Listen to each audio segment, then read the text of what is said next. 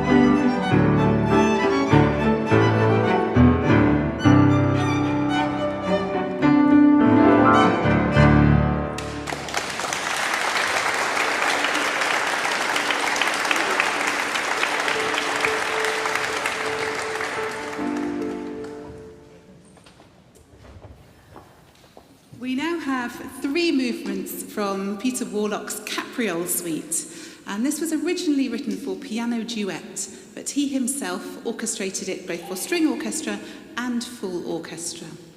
We're going to play you 3 movements, the first of which is the basse danse, a low dance where the dancers had to keep their feet very much planted into the floor. The next is the complete opposite, pieds en l'air, the feet in the air, where dancers had to glide across the floor as if they were not touching it at all.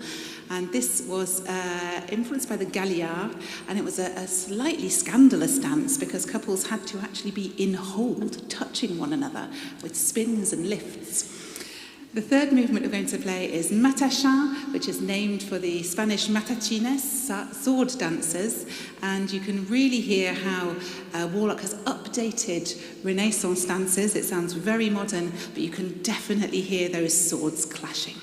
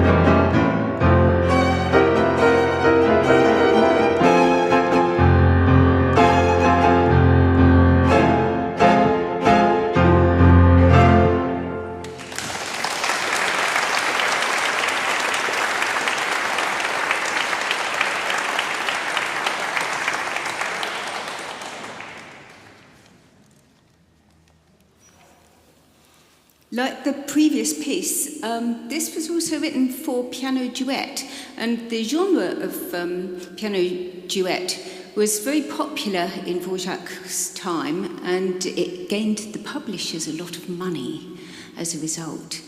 And Dvorak had been quite impoverished up to about the age of 36 in 1877 or so, when Brahms kind of took him under his wing a bit. He really admired Brahms. In fact, I think the admiration was mutual. And Brahms encouraged Dvorak to go to Simrock, the publishers, who was also his own publisher. And they took him on and were very thrilled with the result. He actually wrote 2 sets of Slavonic dances, and one was in that sort of year, 1878 or so, and then he wrote another in about 1886. And this is the second of the second set. They were sort of inspired by Brahms's Hungarian dances as well, which were also written for 2 pianos, or 4 hands at 1 piano, I think, actually. And Brahms's Hungarian dances, though, they used traditional Hungarian folk tunes, whereas Dvorak, he used the rhythms of traditional Slavic folk tunes, but he didn't use the melodies. The melodies are all his own. This particular one is a dumka, which is a dance that originates in the Ukraine from about at least 400 years ago, if not before. And it's a sort of very ruminative, quite sad sort of dance on some level, and then it's interspersed with very sort of frothy, gypsy, jolly sections.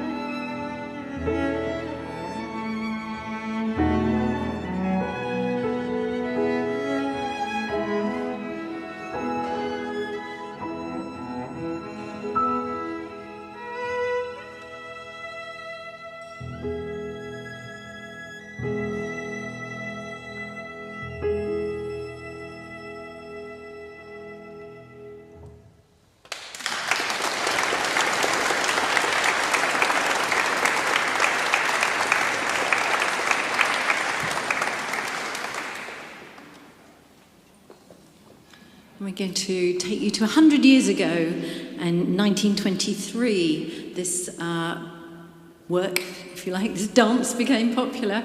The Charleston originated from the harbour city in North Carolina, and the tune, the rhythm as well, really was popularised by James P. Johnson, who was a pianist, and it originated in the Broadway show called Running Wild, which ran from 1923 to 4. But the Charleston's popularity really peaked in 1926, so exactly 100 years ago. I don't know if any of you have danced it. It's quite fun. Feel free to have a little go in the aisles. And we hope you're dressed correctly for it too.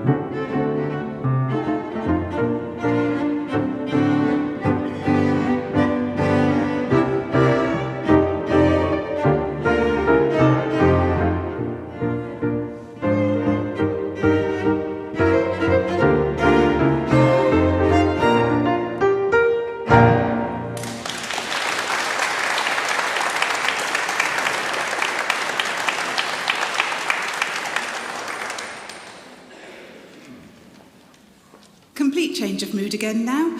We're going to play you two movements from the Petite Suite by Charlotte Zoe, who is a French composer born in 1887, I think. And she wrote often under a pseudonym because, being a woman, it was difficult to get your music published. So often she wrote under the name Charles Zoe and other variations. The suite itself is very petite. There are tiny little movements. The first we're going to play is the Danse Lente, which is almost Pavane-like. And then we're going to play the Rondo. And if you tried to dance to this, you would have quite some difficulty, I think. Its meter is very uneven. It's mainly in 5 beats in a bar.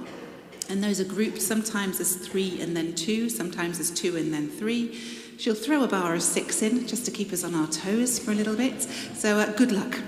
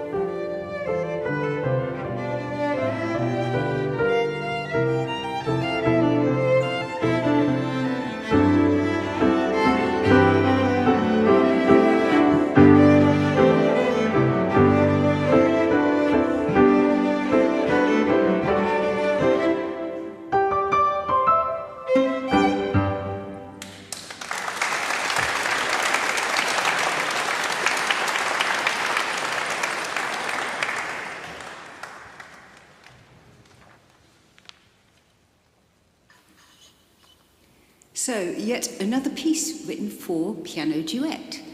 Paul Harvey was my head of music at my comprehensive school in West Sussex. And he was a marvellous man. If he hadn't sort of encouraged me, I probably wouldn't be here today.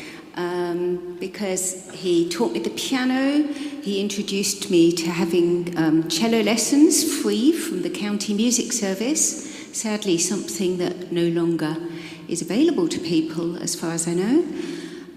He also conducted the town orchestra and got me along to play there. And I also sung in the local town choral society, which he conducted.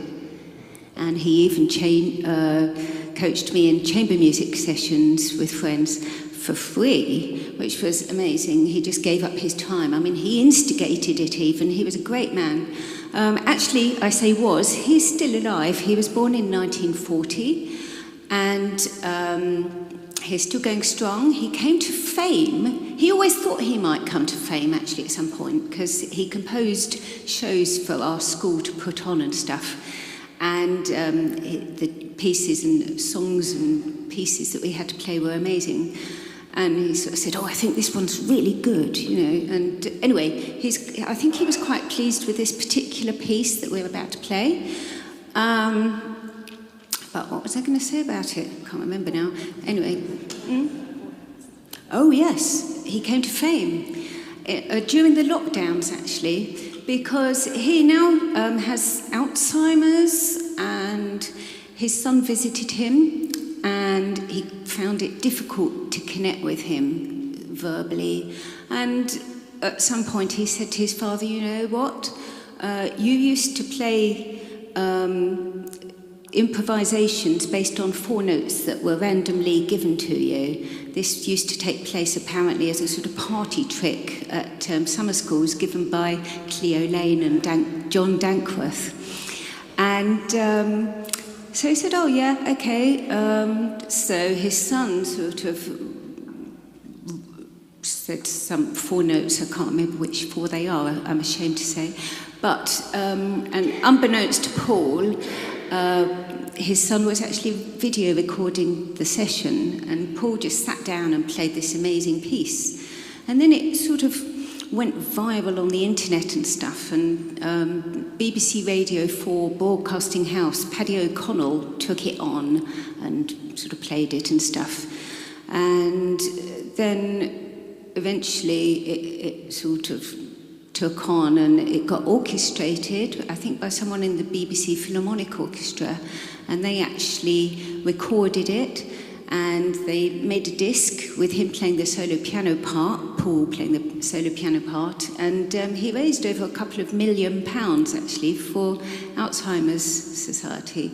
So it's quite a nice story. And if you want to catch it, I think Jackie might have put at the bottom of the programme, look up 4 notes on YouTube, and you might find it. It's very touching.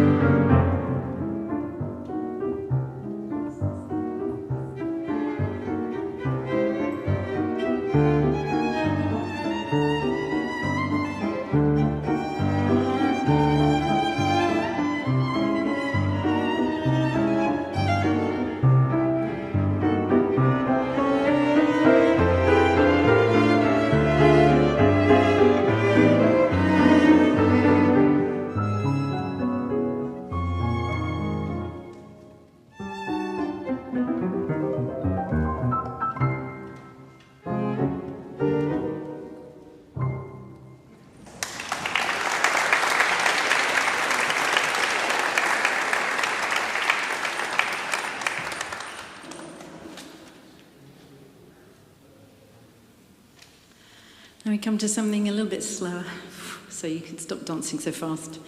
It's a pavane once more, and it was written by Ravel, French composer. You probably have heard it, and in 1899, and then about 12 years later, he orchestrated it. Our version obviously doesn't have the French horns and the flutes, but I think we capture the essence of it. So it's a slow, stately feel at the beginning and again at the end, but in the middle it's a little bit perhaps freer, and I like to think of it as a sort of bird taking flight. It's got this wonderful upward motion.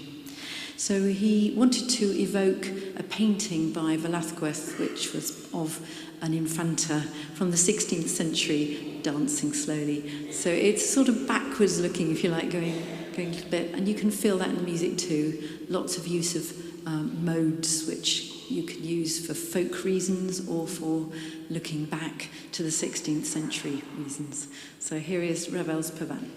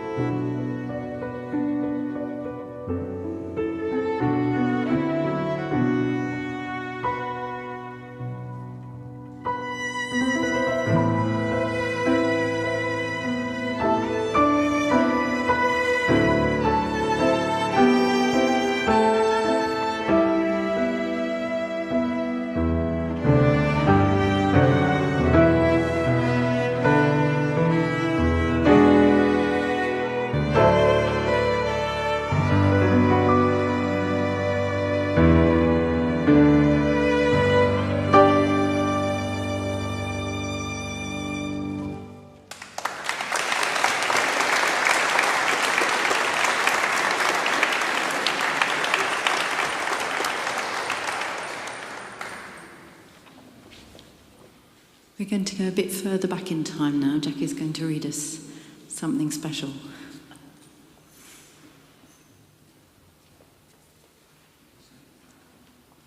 Thank you. Yes, somewhat further back, an extract from Book 8 of the Odyssey by Homer, this translation from the Greek by Robert Fitzgerald. Alcinous answered, "All our days we set great store by feasting, harpers, and the grace of dancing choirs, changes of dress, warm baths and downy beds. O master dancers of the Phaeacians, perform now. Let our guest on his return tell his companions we excel the world in dance and song, as in our ships and running. Someone go find the git and harp in hall and bring it quickly to Demodocus." At the serene king's word, a squire ran to bring the polished harp out of the palace, and place was given to 9 referees, peers of the realm, masters of ceremony, who cleared a space and smoothed a dancing floor. The squire brought down and gave Demodocus the clear-toned harp, and centering on the minstrel, magical young dancers formed a circle with a light beat and stamp of feet. Beholding, Odysseus marvelled at the flashing ring.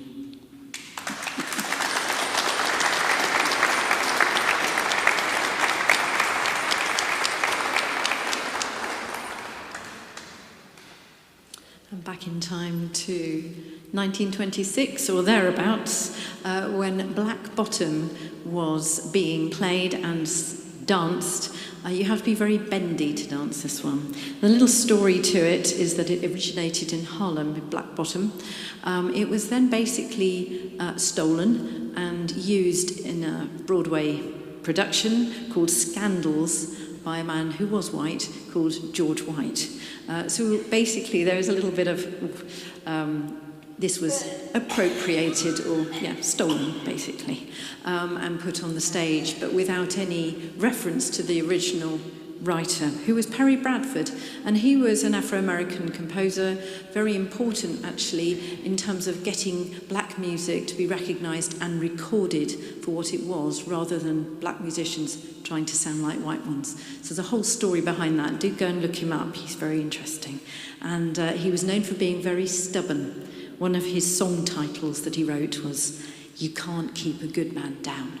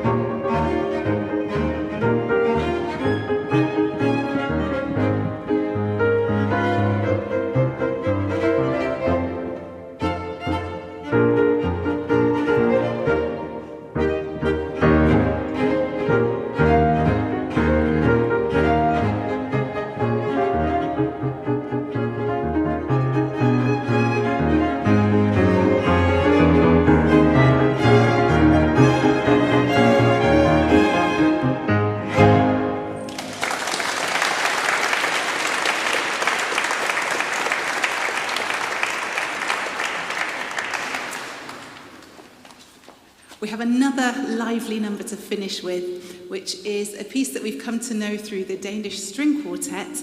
We've played some other arrangements of their works recently.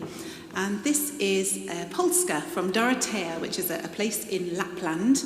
And it was written by a Swedish fiddler who lived in Dorotea. He was Johan August Andersson, who lived a rather tragic life. His wife and child died during childbirth, and he was so stricken by grief that he entered the local church and cursed God that this should have happened, which the outburst lost him his job as a teacher.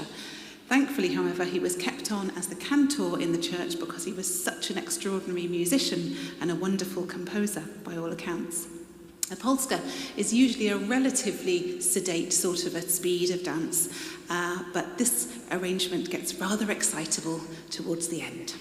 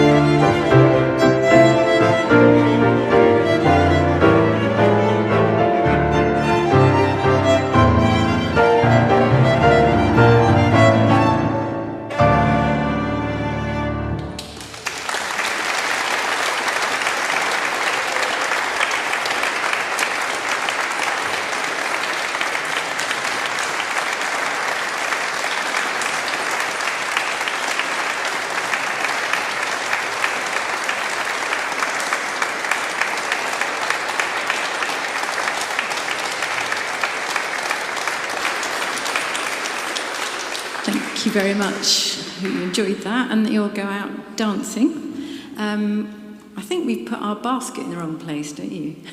I think I'm going to grab it and stand by the back door. If you haven't been before, that's what we do is it's free to come in and you pay an enormous sum of money, almost as much as a tenth of a football match ticket to get out.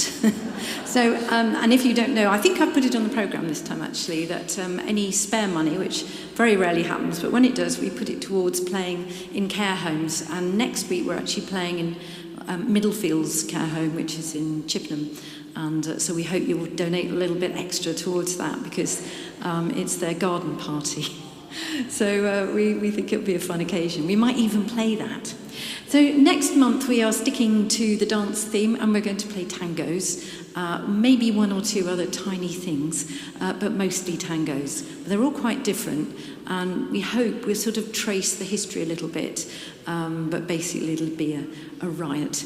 I have actually had a couple of inquiries from people who might want to dance tango, and I'm going to direct them to the church or the abbey in question because that would be up to them really, not up to us. But you danced in your heads today and it's possible to do that, isn't it? You're sort of moving but just not dancing up and down the aisles. So I'm going to leave that to them to inquire. But if you do want to dance the tango in your head and it helps to dress up, that's another thing we can invite you to do. So that includes men, obviously. Those little costumes are quite good, aren't they? Feather boas and netted skirts, high heels, if you like, if you want to take that risk.